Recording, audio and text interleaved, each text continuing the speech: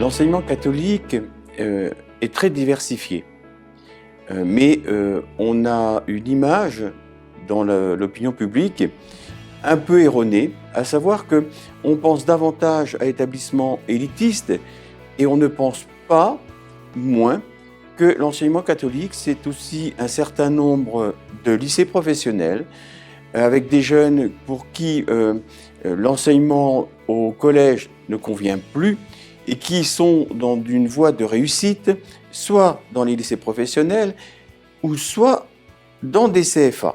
Je dirais que l'apprentissage, il est consubstantiel à une conviction de l'enseignement catholique, qui est l'expérience concrète de jeunes. Par exemple, au XIXe siècle, en Italie, à Turin, Jean Bosco, un prêtre, observe des gamins dans la rue désœuvrés. Eh bien, il a contribué petitement, avec ses moyens, avec les moyens du bord et avec la passion éducative qu'il animait, à permettre à des jeunes de donner le meilleur d'eux-mêmes là où ils étaient et pour le territoire dans lequel ils étaient. Donc, je considère que l'apprentissage, en fait, correspond à quelque chose de très intime dans l'ordre des convictions de l'enseignement catholique. Ce qui est important d'apporter aux jeunes, c'est autant le côté professionnel, métier, effectivement, parce que c'est quand même aussi ce qu'ils viennent chercher, un diplôme d'abord et avant tout, et de se préparer à un métier derrière, que grandir dans la vie.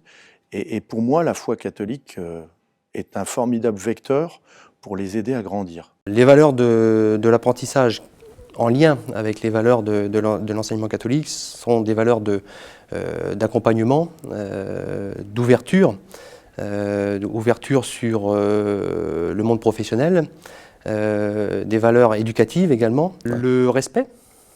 Le respect, que ce soit pour le maître d'apprentissage, que ce soit pour l'entreprise, le respect des règles, la posture, l'attitude professionnelle nécessaire chez le jeune.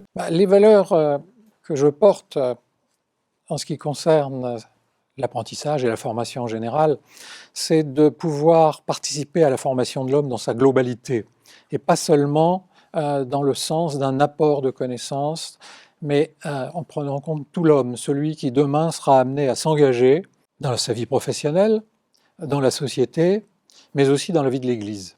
Pour moi, c'est quelque chose d'extrêmement important et qui est conforme d'ailleurs au projet de l'enseignement catholique et qui aura sa place dans un CFA, puisque l'objectif premier évidemment d'un CFA, c'est de préparer à l'entrée dans la vie active.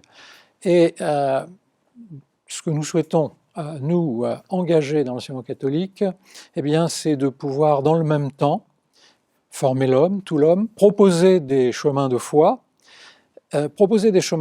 mais en prenant en compte la liberté de conscience. Je crois que la pédagogie promue dans les CFA, dans les centres d'apprentissage, est une pédagogie dynamique et extrêmement moderne. Les séminaires aujourd'hui s'en inspirent.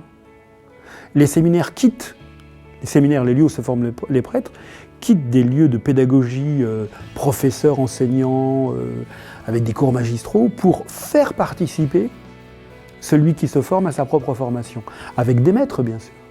Et donc, l'enjeu pour permettre à des gens qui sont dans un itinéraire compliqué de reprendre confiance en eux et de retrouver un chemin qui leur permet de trouver leur place dans la société, et puis un enjeu encore pour l'ensemble de l'école, pour nous, comme les pionniers d'une pédagogie qui me semble pouvoir bénéficier à tous. Parce que je crois que dans la relation, on est toujours un apprenti.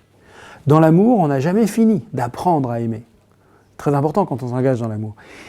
Et donc, cette attitude de l'apprenti, en fait, elle me paraît correspondre à une attitude humaine fondamentale qui nous met en route. La posture de l'apprenti me paraît en fait une posture anthropologique, une posture humaine, une posture spirituelle tout à fait décisive. Et moi, je demande au Seigneur de me garder éternel apprenti.